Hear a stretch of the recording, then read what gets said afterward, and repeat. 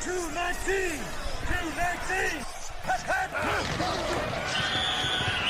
Forward Progress, a Chicago Bears podcast with Dan Bernstein and Matt Abaticola on 312 Sports.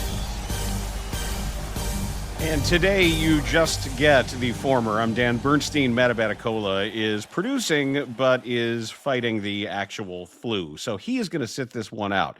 And then you think, oh, God, I got to sit here the whole time with Bernstein's dumbass. No, you don't, because joining us today on Forward Progress, a Chicago Bears podcast, is... You know that face, and you'll know the voice. It is Matt Miller. You know Matt from his work on ESPN and his Twitter handle at NFL Draft Scout. The Top 50 Big Board comes out on Friday, which means, Matt, you've been busy looking this class over. I know we're gonna talk a lot of current NFL, but just give us your bullet points on this year's draft class. What are we talking about? Yeah, Dan, we're talking about a class that's really good up front on defense. I think defensive end prospects are going to dominate the first 10 or 15 selections. And maybe we expect that every year, but I think this year's going to be a little different because there is right now a lack of great quarterback play. And the top quarterbacks, Fernando Mendoza in Indiana, we've got Dante Moore, Oregon, Ty Simpson at Alabama. They all have eligibility. And Simpson and Moore are essentially one-year starters, which the NFL really frowns against. So we will see what the quarterback market looks like in about a month. But right now, I think this class is going to be dominated defensively. Guys from Ohio State, defensive end from Miami, Reuben Bain, safety from Ohio State, Caleb Downs, running back Jeremiah Love from your guys' backyard at Notre Dame. This is a draft that has the great prospects aren't at premium positions. So it's going to be a fun kind of philosophical debate between, do you draft that premium position, quarterback, left tackle, or do you go with best player available, which in this case might be a linebacker or a safety or a running back? I'm in love with Arvell Reese, as many are. Same. What position does he play? Defense. Do you remember you and I used to talk about this about guys all the time? It's like, what position first it was Jalen Smith at Notre Dame, right? It's like, what position does he play in the NFL? Defense. And I think we have moved to, in some ways, a position. Derwin James. There was the Simmons kid out of Clemson. Isaiah right? Simmons. They were like, where do they play? Micah Parsons, Abdul Carter. And so I do think the answer is, not to be cheeky, but the answer is defense, right? You're going to play in the front seven. If I had to pick one position for Arvell Reese, I would say go get the quarterback. That's where the money's at. That's where the impact is at. The pay for an outside linebacker, once you get to the franchise tag, it's the same, but traditionally they're going to get paid a little bit more. So I think that's where he can have the biggest impact. It is remarkable the impact he has had as a pass rusher, having never done it before. And it does remind me of Micah Parsons, where Micah sat out that last year at Penn State because of COVID. And there was all this talk about it. You should see the practice footage of this guy playing edge rusher because it's unstoppable. Well, now Reese, we've actually been able to see him develop over the year to have 8.5 sacks, and the pressures that he has and the tools that he has. He's never been a full-time pass rusher, and he's probably the best one in the country right now. And this guy didn't even start last year. Week 1 against Texas, we were talking about Sonny Styles. We were talking about other players on that defense, and here comes Arvell Reese, and he hasn't let up since. So I would probably, if you had to pick, I would play him at edge. But I think some of the beauty is, and this is what Micah Parsons did his rookie year, was you play a little bit of both, and you get comfortable as a pass rusher. You get comfortable with the speed of the NFL and the technique that it takes. So maybe you're a stacked backer on first and second down, and then you go get the quarterback on third. I think there is a way to get him on the field a ton and let him still grow into that position. We're going to get back to this year's draft, obviously, a little bit later on in this episode.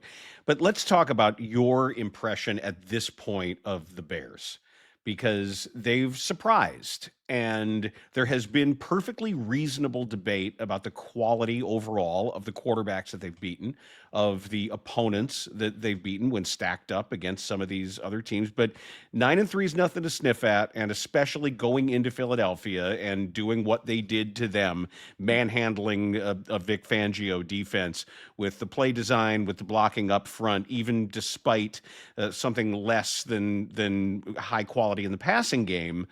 How good are they? They're good. Let's remember, it's really hard to win in the NFL. Someone asked me on Saturday at a Thanksgiving lunch who I thought the best team in the NFL was. I said, probably the Rams right now. The next day they lost to the Carolina Panthers. The NFL is unpredictable, right? So the idea of like, let's over evaluate every quarterback that Caleb Williams has gone head to head or every quarterback this defense has stopped. I think that it's kind of a futile exercise because it's hard to win in the NFL every single week. I mean, we can look at, the Jets just won on Sunday. It's hard to win. And so I would look at Chicago and say, it's almost like just be happy. 9-3 after last season, after everyone all summer talking about Caleb Williams is a bust, Ryan Poles should be fired, the Bears made the wrong pick. That was happening in August. So to be 9-3, to be, the team that looks like they're going to win the NFC North, I would say enjoy it. No one expected this team in year one of Ben Johnson and year two of Caleb Williams to be where they are. No one expected this team to be a Super Bowl contender. So remind yourselves in August how you would have felt in August if someone said, hey, at Thanksgiving, you guys are going to be 9-3 in the driver's seat for the North. Caleb has shown promise. The run game is unstoppable at times. Colston Loveland and Luther Burden look like building blocks on an offense that was already loaded. Rome Odunze is developing. And a defense that still has some holes is getting the job done because of scheme. I think you'd be very, very happy as a Bears fan if someone had told you that in August. So it's funny how we moved the goalpost of the development of Caleb Williams was what mattered most this season. That is happening, albeit it's a little bit rocky at times. The development's happening, and they're winning football games, sometimes in spite of him, as Ben Johnson said. But I think you just have to be tickled with the development and the fact that you're winning while your quarterback develops. I promise you, there are 25 franchises around the NFL that would love to be in this situation. Ben Johnson said it on Monday, but he walked it back a little bit on Tuesday. And I'm still trying to figure out why he did that, because everything he said on Monday was absolutely correct and honest. And like you say, it's been a non-linear development so far for Caleb Williams, and that's okay. We expect that. What is the question I have? How has his play in the NFL deviated from or conformed to your scouting report, for better or for worse?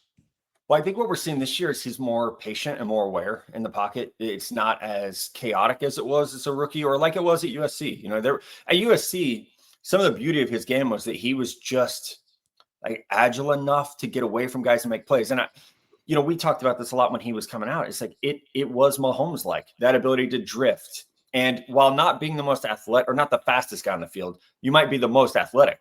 And so that ability to evade tacklers or your understanding of space and then knowing your own arm strength and your own arm angle and flexibility to really get off some of these wild passes that he made at USC. It was, it's Aaron Rodgers, it's Patrick Mahomes. Like there's very few people who could do that.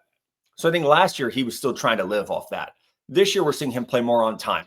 We're seeing him take the first option and maybe understanding the first option might be a 7-yard route instead of waiting the extra 2 seconds for that 17-yard route to become available. So I think he's playing with better timing, better poise. And yeah, there's still times where he makes a play and you're like, okay, there's USC Caleb. But I think those are becoming much fewer and far in between. And so much of playing quarterback, we forget, is experience-based. Having those reps, having the mental reps, knowing that the game is going to slow down, being able to get under center and say, wait, I've seen this defense before. I know what they're going to do. Or I've repped this in practice. I know what check I need to make.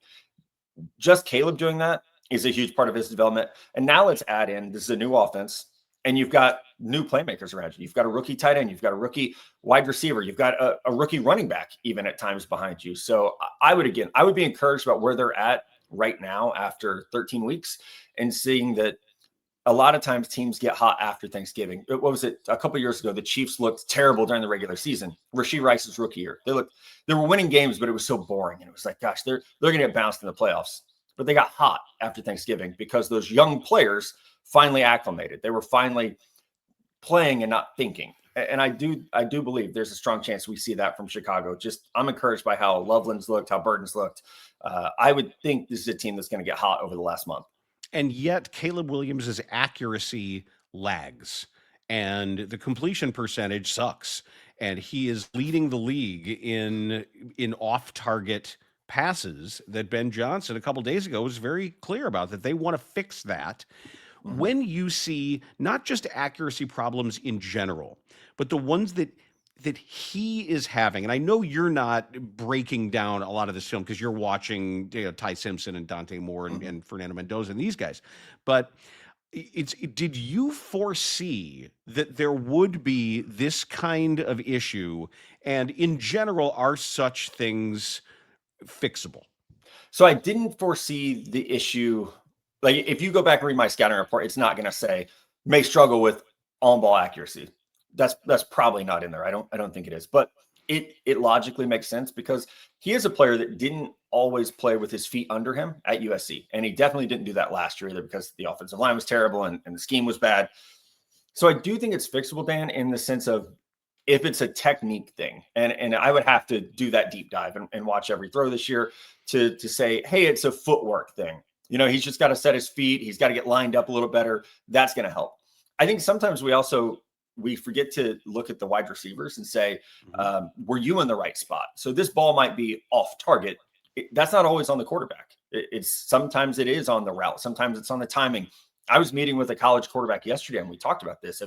There were games where his accuracy suffered. And his answer was, we have 5 guys with over 400 receiving yards. That's 5 different ways people come out of breaks. That's 5 different ways guys come off the line of scrimmage.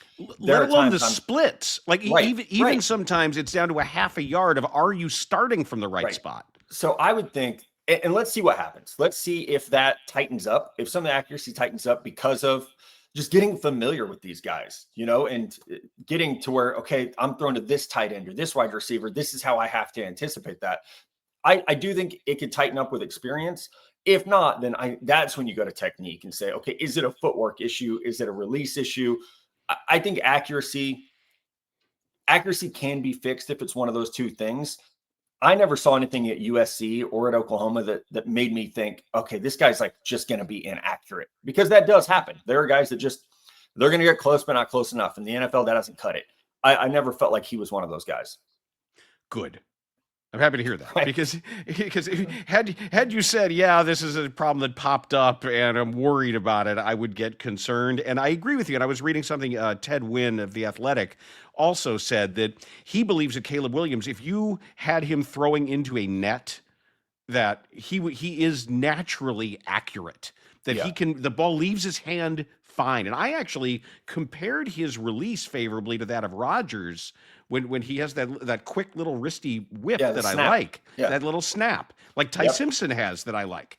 And like you could put him in front of a net and he'd be fine. It just, with a lot of these moving parts in the Ben Johnson offense and seeing it through his eyes, it may be as much a processing speed issue at this point as it is an actual throwing the football issue. It would be fun to go back, and maybe I'll do this today, is to go back and look at Jared Goff's first 12 games with Ben Johnson and see, like, did the accuracy tighten up once he got familiar with the splits and all the motion and all the moving parts, as you said. And that's not to add to the fact that Caleb is a second-year starter instead of a 7-year veteran at that point. So that would kind of be a fun deep dive to take a look at, though. Something we've always talked about, and you have in the scouting world, is running back value in the NFL, where to draft a running back. And as we see every year, the number of successful backs who are undrafted, who are coming off practice squads, who have less tread on the tire, and what that all means. It was, first we had the Bijan Robinson question. It's like, well, I know you don't take running backs high, but... And then we saw with Ashton Genty, I know you don't take running backs high, but this guy's special, etc. You made reference to a Bears rookie running back in Kyle Monungai. Kyle Monungai's numbers are the same as Ashton Genty's. And I watched them both. The best game Genty had happened to be against the Bears. So we got this really good look at some of the things that he can do, especially as a pass receiver. And we know the measurables, that Monungai doesn't necessarily have the home run speed, but what does that comp and what do their respective performances say, if anything, about this ongoing question about running back value in the draft? I think running back, and every position, Dan, you have to think about it in the context of your roster, where you're at. We saw what Saquon Barkley did for the Eagles last year. We've seen what Bijan Robinson has meant for the Atlanta Falcons, right? So sometimes a running back drafted early or acquired at a heavy cost is worth it. Other times you can piece together a backfield without doing that. If you have a great offensive line, if you have a quarterback who is a threat. And so I would say, if you're the Cleveland Browns, which they just drafted 2 running backs somewhat early, and Quinshon Judkins is doing well, but the Browns are not a team that should take a running back in the top 10 because the infrastructure is not there. They shouldn't do that. So we're going to have that conversation with Jeremiah Love this year. And it's something that every time I do a mock draft, even if it's just for fun, just to see where things are at right now, it's very hard to find a spot for him in the top 10 because running back value, it says you shouldn't draft someone in the top 10, but you look at Bijan, you look at Saquon, Jahmyr Gibbs, you look at some of the backs who have been drafted in the top 15 the last couple of years, and they're having franchise-changing success. Genty is it the chicken or the egg? Is it the running backs are overvalued and he was drafted too high, or is it that the Raiders just suck? I think it's probably that the Raiders just are not a good team. They just fired their offensive coordinator, and allegedly he wasn't even running his own offense. So I think it's, to draft a running back, it's similar to drafting a quarterback. And I said this in the 2024 draft when all those quarterbacks came out. It was like, not all these situations are great for these guys. So if, like the Patriots at the time, you have a defensive-minded head coach, you have no left tackle, you have no wide receiver one, you have no run game. You're going to draft Drake May. Well, you better be patient. And next year, you better load up and get him those things. Well, they draft Will Campbell, they get Stephon Diggs, they draft Trevion Henderson.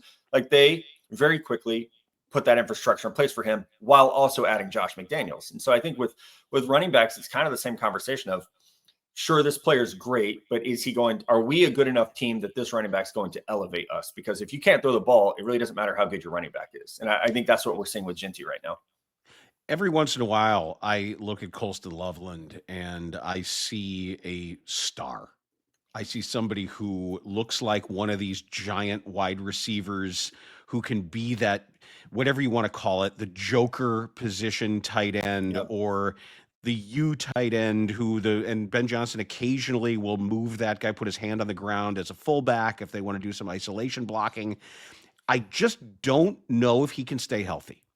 And I'm wondering how big a concern, and when you do look at health concerns, as you're going through medical records or hearing what is being said about him, can I trust that the Bears will keep this guy healthy enough to be as good as I think he can be? I mean, I think yes, but you're right. Those concerns existed at Michigan. He missed a good amount of time his last year. He's not filled out. He's 6'6", 240. And I've met him. I was at the Michigan Pro Day when JJ McCarthy threw, and he was running routes there. And I filed a report on SportsCenter that day. It was like the best receiver here was not Roman Wilson. It was Colston Loveland. And, he should be a first-round pick next year. He was my number 1 tight end last year over Tyler Warren, which I took a lot of heat. Yeah, and I even put out the week of the draft that if I were the Bears and both players were on the board, I'd take Colston Loveland. And Bears fans were not happy with that at all.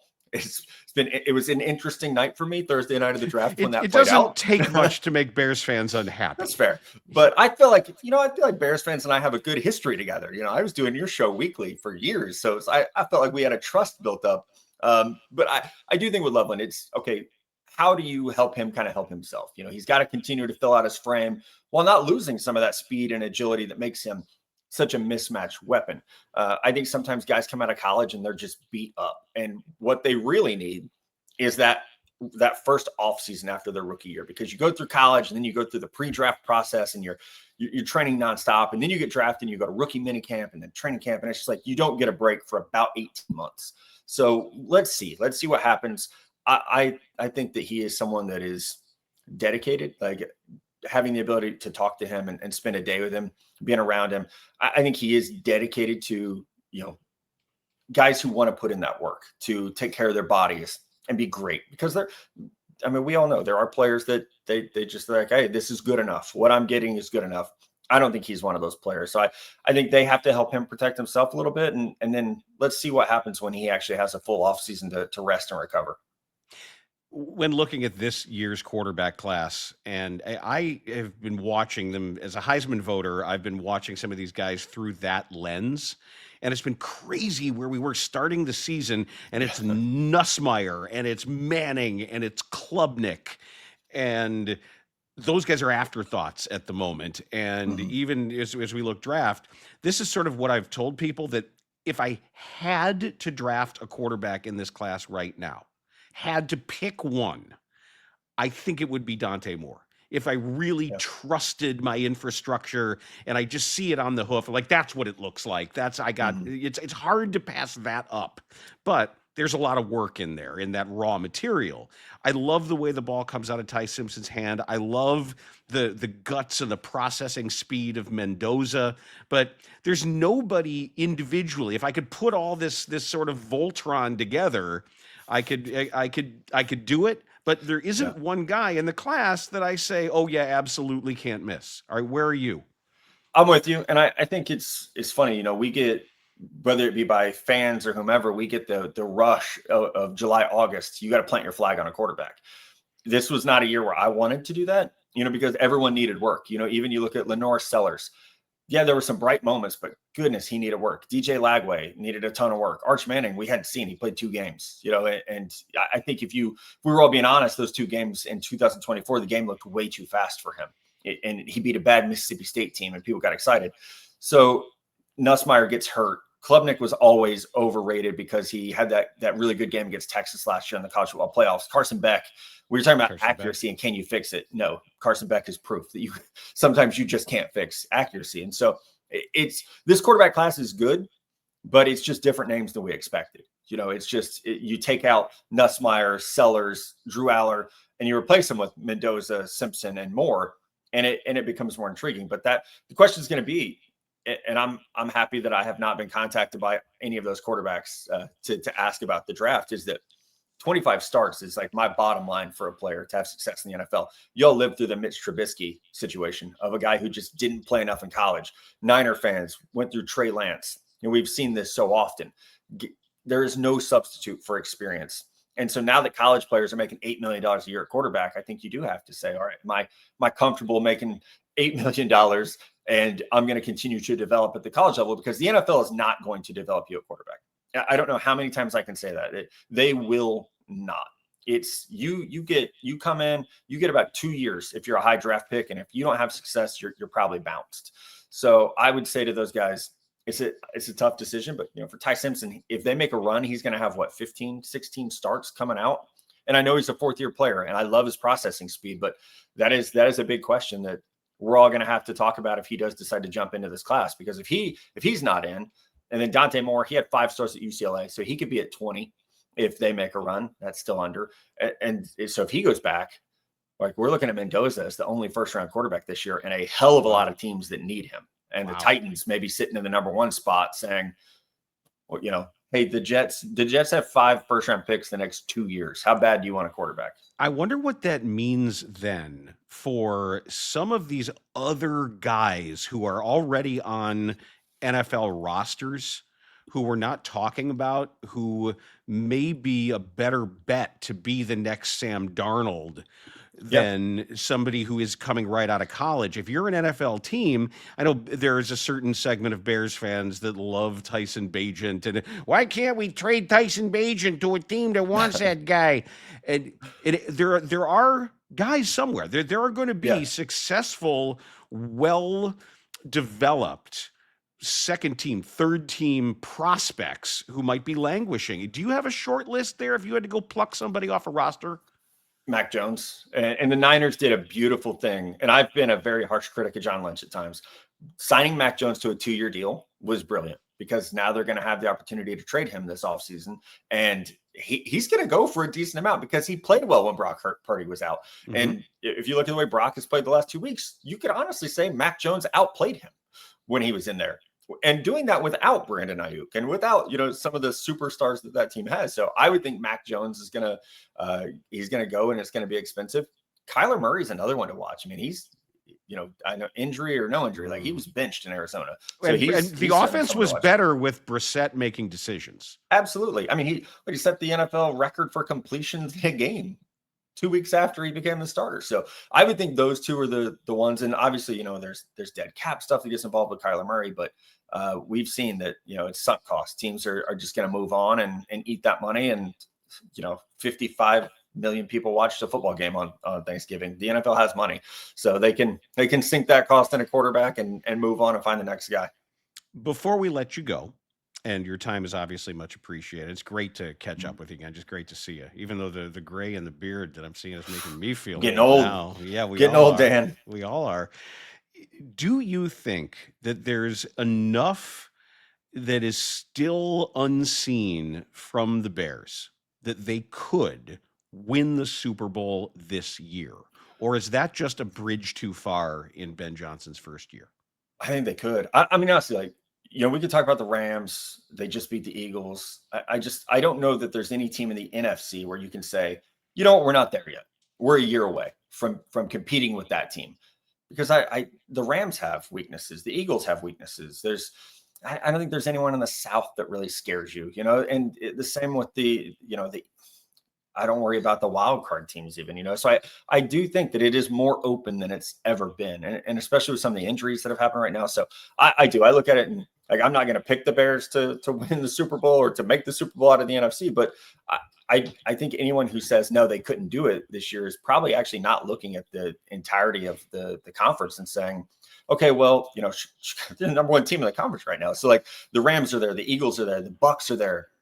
Seattle looks good, but all those teams have weaknesses, just like Chicago does. So let's see what happens. Like I said, with young teams tend to get hot after Thanksgiving. So I think it's gonna be a lot of fun to watch. All right, I'd love to do this again sometime soon because I've got other questions for. I'd love to ask you at some point about the changing world of the timing of the college football calendar, the coaching movement, the player movement, the indecisions, and what that does for scouting, and the number of guys who go from one system to a completely different system, and whether or not all that data is good for you, whether it makes your job easier, harder, or just different. Both. Because Both. it's wild out there now, man. It is wild. So it is wild. I'll tell you, it's made my job easier because I don't watch as much small school college football anymore, because those guys who we would have, watched at small schools are matriculating up. So it's a lot less time spent watching Division II football. And now you watch the Power Four and some G5s, and the job is pretty much done. I hadn't thought of it that way. Matt Miller, this was great. Thanks for joining us. Appreciate you guys. That is Matt Miller at NFL Draft Scout on Twitter of ESPN. His top 50 big board comes out Friday. So I think that's probably my headline there. If he believes that the Bears can win the Super Bowl this year. And he's paid attention to the Bears, as he mentioned, that he has been part of the tangential Chicago media landscape for some time. And we just saw the map that came out for Bears-Packers this week as the 3:25 game.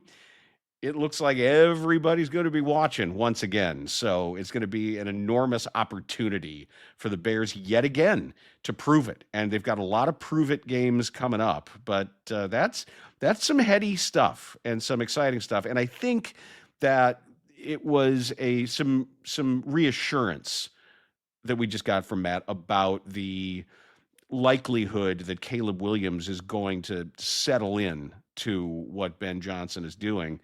And I'd also say, too, that the other reassurance we have is that Ben Johnson's influence on certainly the skill position players that have been drafted by this team is a good thing. And we'll credit Ryan Poles with the acquisitions of this interior line that has just been phenomenal so far. And finding a guy like Nashawn Wright or whoever else you want to plug in, the free agent signing of Kevin Byard, who's having a remarkable, Pro Bowl year.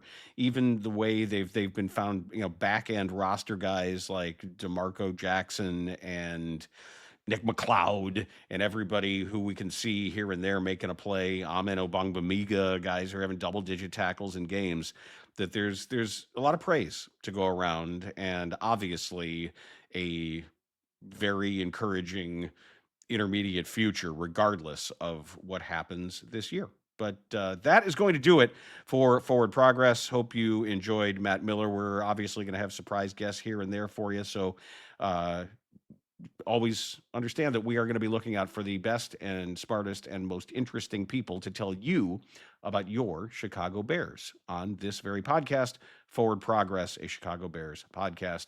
I'm Dan Bernstein. We say get well soon to our guy, Matt Abatacola, who's off camera coughing. And we hope hope and pray that he will be back tomorrow. We are sending him all of our deepest thoughts and prayers that he can get over this case of the goop. But that's FP.